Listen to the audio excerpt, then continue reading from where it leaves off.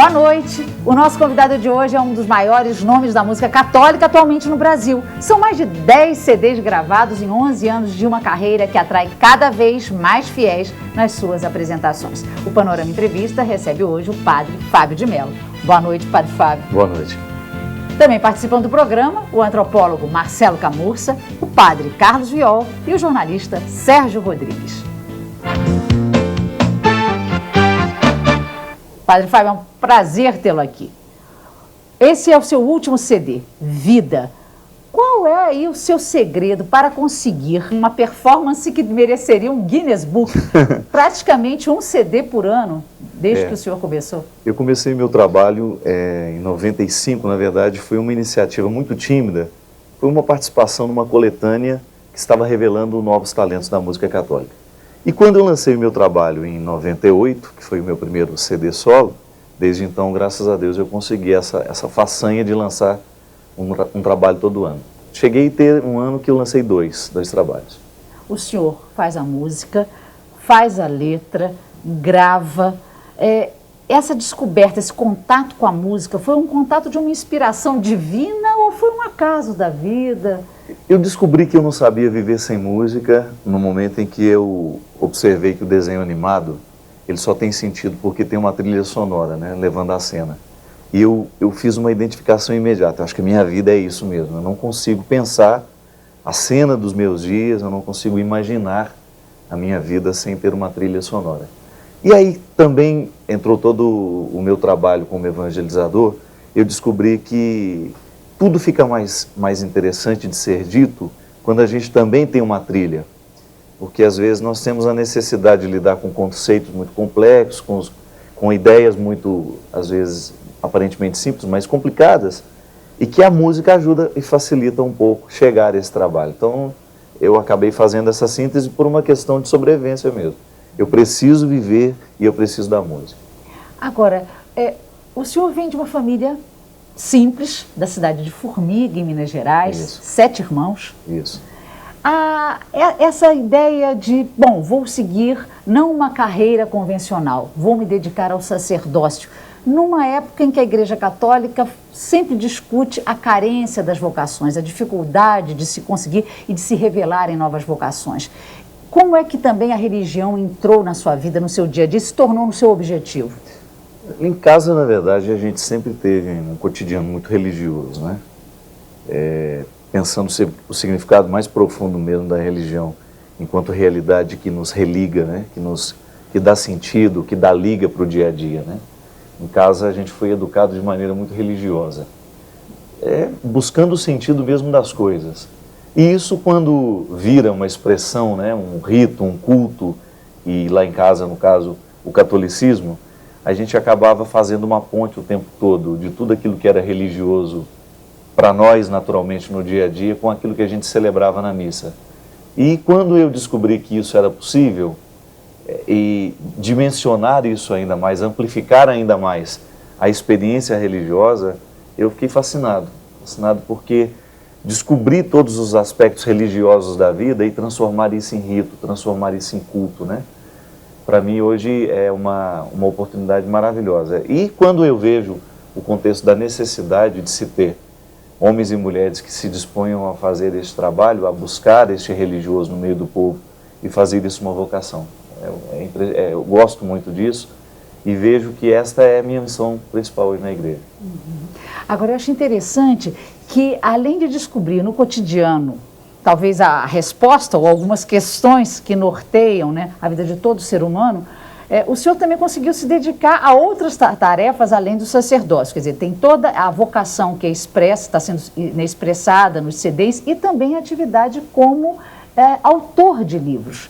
Esse ano já teve um sucesso editorial tremendo com Quem Me Roubou de Mim, 160 mil livros vendidos. E agora, na Bienal do Livro, o primeiro livro, vamos dizer, de ficção realmente, né? Mulheres de Aço e de Flores.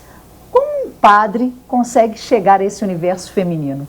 Pois é, uma ousadia, né? Entrar dentro desse contexto do feminino é uma riqueza muito grande. Eu sempre digo que a mulher é como Deus em pequenas medidas. Isso vem um pouco dessa vocação que a gente falava antes. O que eu acredito ser vocação específica na minha vida? Acho que Deus chama a gente e nos entrega inúmeras possibilidades, né? E no momento que eu quis ser padre justamente a partir de um cotidiano que eu reconheço sagrado. Eu não quis ser padre para reconhecer apenas a sacralidade do altar, mesmo porque a teologia nos ensina de maneira muito bonita que o altar, ele polariza a sacralidade da vida. Tudo é sagrado. E o teólogo já dizia que depois da encarnação, nada mais é profano. Claro que isso na prática é difícil de viver, né? Mas quando eu tenho uma proposta literária, por exemplo, falar das mulheres, a partir da minha visão de padre, porque eu não tenho como negar isso, né? Mesmo eu sendo um escritor tentando ser neutro, eu confesso aqui tudo o que eu já escutei, eu confesso todas as minhas impressões do universo feminino, eu reconheço nisso também um desdobramento do meu ministério. Porque é interessante a gente fazer essa ponte entre a cultura e a fé. Durante muito tempo os padres conseguiram isso. Hoje eu sinto que é mais carente. Nós não temos muitos padres fazendo esta ponte. Os padres eles trabalham demais em seus núcleos paroquiais e hoje são poucos os padres que estão liberados, porque essa literatura ela precisa nascer de um outro contexto, né? Ela precisa de tempo para ser feita, para ser gestada. E hoje eu me sinto privilegiado em ter a oportunidade de fazer esse trabalho com arte, que inclui a música e agora também a literatura, que tornou-se uma opção minha. E o momento realmente do sacerdócio? Como são as suas missas? Elas são missas mais festivas, elas são missas que privilegiam o contato mais íntimo daquele fiel com Jesus Cristo? Como é que o senhor conduz a sua missa? Olha, nós temos duas formas de presença real de Jesus na Eucaristia, né? Dentro do contexto celebrativo. Uma delas é pela Eucaristia mesmo, o pão e o vinho, e a outra é pela palavra. Eu sei que há restrições inúmeras para muitas pessoas que não podem receber a Eucaristia. Então eu corro atrás da primeira presença real. A minha missa, tudo aquilo que eu celebro, gira em torno da palavra. Eu gosto muito da palavra. Essa palavra que bendiz, essa palavra que bem-aventura, essa palavra que faça bem. E quando eu estou ali para celebrar, para presidir, eu privilegio o tempo todo a força da palavra, seja ela na sua expressão, ou seja ela no seu silêncio. E eu gosto de celebrar assim, valorizando a palavra, a fluência. Adélia Prado diz de maneira muito bonita, né, que a missa ela parece uma música para crianças, porque ela tem uma musicalidade que envolve. Eu acho que o padre precisa buscar essa musicalidade da liturgia, né? E é uma musicalidade que o tempo todo está conectada com essa força da palavra. Então eu gosto de celebrar como literato mesmo, valorizando cada palavra, valorizando cada momento que eu tenho consciência de que é uma presença real de Deus entre nós, nos ajudando pela força do que Ele diz. Padre Fábio, nós vamos voltar daqui a pouco aí com a participação dos nossos convidados. Até depois do intervalo.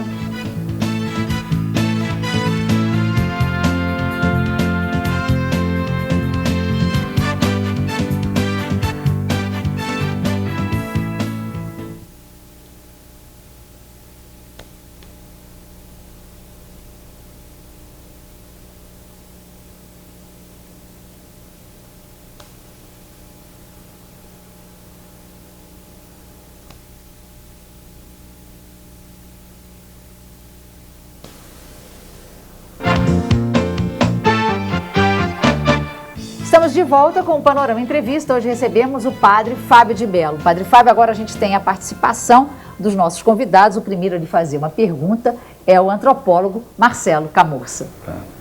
Boa noite, Padre Fábio. Boa noite, Marcelo. E você estava se referindo antes da questão de altar e cotidiano, né? E a minha questão, então, vai na direção de igreja e modernidade, né? Por muitos anos, a igreja estava de costas para a modernidade. Eu acho que, como ecos, né, do Concílio Vaticano II, né, você tem a igreja voltar a face para a modernidade e se